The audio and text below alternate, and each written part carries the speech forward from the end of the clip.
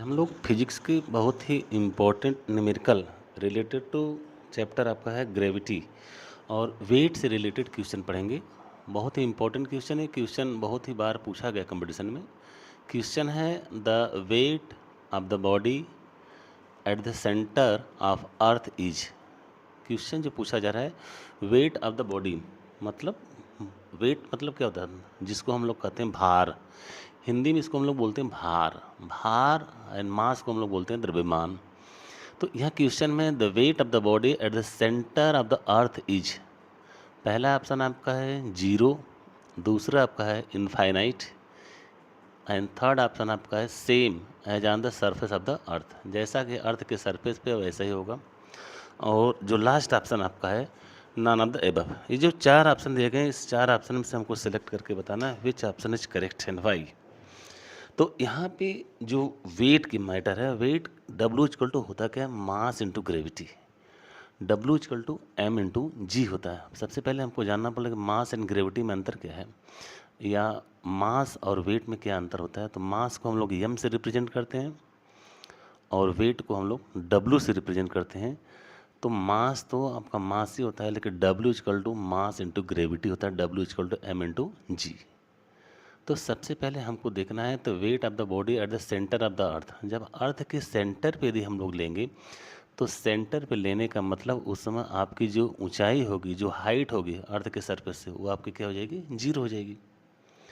हमारा जो फार्मूला है gravity inside the earth at A distance, किसी भी एक डिस्टेंस पे यदि हम लोग लेंगे तो यहाँ पे G dash equal to G one minus H upon R E. ये जो फार्मूला आपको दिखाया गया है G dash equal to G dash equal to G one minus H upon R E, very important formula है।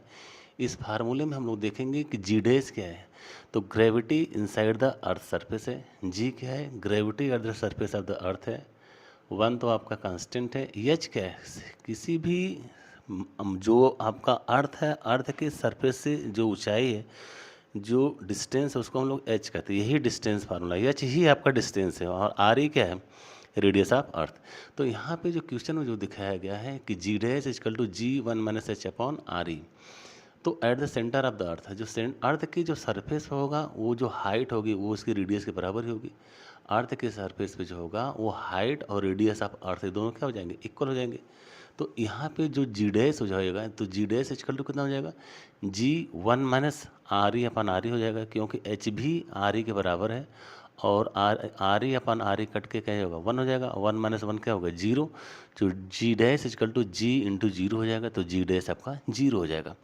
तो जी डैश जीरो होने से हमारा जो वेट हो जाएगा वो आपका कितना हो जाएगा। अब वेट इक्वल टू होता कितना है, मास इंटू ग्रेविटी। और जो वेट आपका जीरो हो जाएगा, जी डैश इक्वल टू जीरो हो जाएगा, डब्ल्यू इक्वल टू कितना होगा, M into G dash.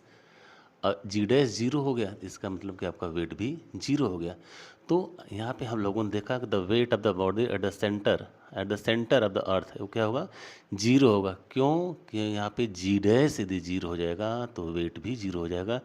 W equal to M into G dash. यहाँ पे जी डैश और जी में कंफ्यूज मत होइएगा। जो जी लिया गया है वो जी को हम लोग कहते हैं ग्रेविटी। और ग्रेविटी की वैल्यू जो अर्थ के सरफेस पे होती है वो 9.8 या 10 के समथिंग बराबर होती है। और उसी जी की वैल्यू अर्थ के सरफेस के ऊपर जाने पर भी डिक्रीज करती है, और अर्थ के सरफेस के नीचे जाने पर भी जी की वैल्यू आपकी डिक्रीज करते हैं। दोनों ही मैटर में, अर्थ के सरफेस के ऊपर जाइए चाहे अर्थ के सरफेस के नीचे जाइए, तो जी की वैल्यू आपको डिक्रीज करते हैं। Very important point to be noted. तो यहाँ पे हम लोगों ने देखा इस क्वेश्चन का जो ऑप्शन नंबर फर्स्ट है आपका करेक्ट है। Very important question. Thank you very much.